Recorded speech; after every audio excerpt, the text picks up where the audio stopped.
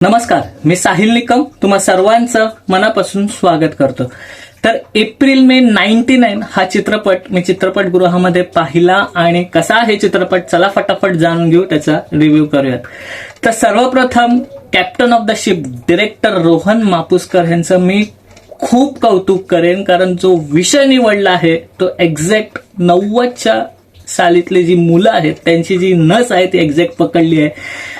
Director Rohan Mapuskar यांनी म्हणायला हरकत नाही. खूप सुंदर विषय आणि नॉस्टॅल्जिक करणारा विषय, त्यासाठी त्या आयडियासाठी त्या कल्पनेसाठी 100 मार्क्स आहेत. चला तर मग ह्या चित्रपटामधले जे कलाकार आहेत त्यांच्याबद्दल बोलूया, त्यांच्या अभिनयाबद्दल बोलूया. तर सर्व बाल कलाकारांचा अभिनय सुंदर झालेला आहे आणि सहज अभिनय केलेला आहे.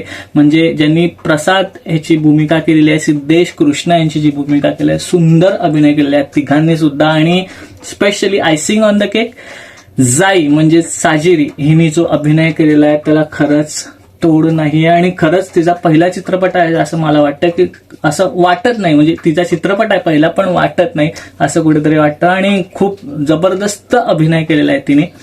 आणि सर्व इतर जे सहकलाकार आहेत म्हणजे त्यांचे आई वडील जे दाखवले त्यांचाही अभिनय खूप छान आहे. कथेबद्दल बोलाल तर 90च्या काळातली जी मुलं होती त्यांना जेव्हा सुट्ट्या पडायच्या तेव्हा ते प्लॅन करायचे की मी इथे फिरायला, इथे गावी जाईन किंवा एखादा कोर्स करीन, किंवा आपल्याकडे तेव्हा मोबाईल वगैरे नव्हतं, त्यामुळे ते जे नॉस्टॅल्जिक व्हायला होतं की मी बघत होतो, मी स्वतःला रिलेट करत होतं. तर तुम्ही जर का चित्रपट पाहिला तर नक्की स्वतःला रिलेट कराल, एवढं नक्की.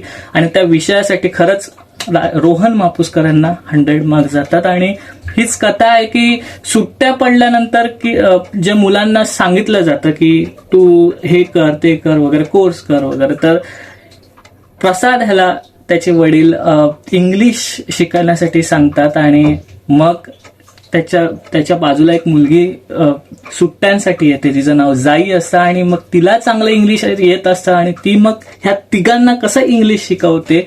आणि त्यानंतर जे गमती जमती घडतात, त्यानंतर त्या फ्रेंडशिपचं जे प्रेमात रूपांतर होतं, तर त्यासाठी हा सगळा चित्रपट तुम्हाला पाहायला लागेल. आणि खूप काही बोललं तर खरंच या चित्रपटाची मजा जाईल, कारण खूप सिंपल कथा आहे. आता याव्यात की डिरेक्शन कसं झालंय, तर रोहन मापुसकर यांची जी आयडिया आहे त्यांचं जे आयडिया म्हणजे कथा जी आहे ती खूप सिंपल आहे. आणि त्या सिंपल कथेला जे सादरीकरण त्यांनी केलेलं आहे खरंच उत्तम आहे. त्यांच्या विजनमधनं हा चित्रपट खूप छान दिसतो आणि जे सांगायचं आहे नॉस्टॅल्जिक होण्यासाठी ते एक्झॅक्टली आपल्यापर्यंत पोहोचतं.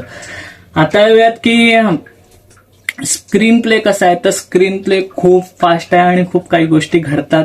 चित्रपटाची कथा जरी सिंपल असली तरी खूप छान छान ट्विस्ट आहेत. आणि जो कॉमेडीचा ह्युमर आहे तो खूप आपल्याला हसायला येतं त्याने. आणि कुठे कुठे आपण खूप रडतो म्हणजे मला खरंच डोळ्यातनं अश्रू आले होते काही पॉइंटला. तर स्क्रीन प्ले सुद्धा खूप फास्ट आहे. आणि जर का म्युझिक बद्दल म्हणायचं तर डिसेंट म्युझिक आहे, ओके म्युझिक आहे म्हणायला हरकत नाही. आणि स्पेशली मी कौतुक करेन ते व्हिज्युअल्सचे, इतके छान व्हिज्युअल्स आहेत कोकणातले की खरंच खूप मजा आली चित्रपट पाहताना.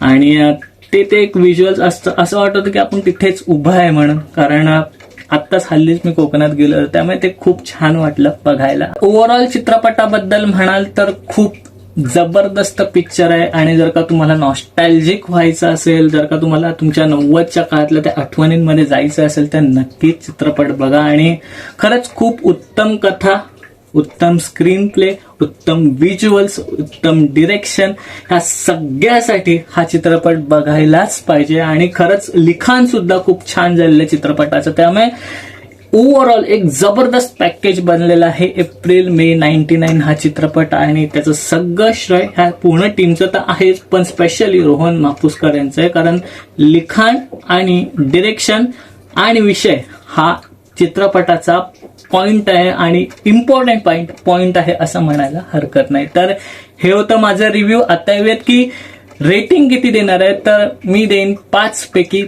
3 स्टार्सची रेटिंग. तर तुम्ही जर का हा चित्रपट पाहिलात तर नक्की सांगा तुम्हाला हा चित्रपट कसा वाटला. आणि इथेच थांबूया, पुढच्या व्हिडिओमध्ये आपण भेटू. तोपर्यंत आपलं युट्यूब चॅनल पिक्चर प्लॅटफॉर्म पाहत राहा. आणि लास्ट बट नॉट लिस्ट, स्वतःची काळजी घ्या.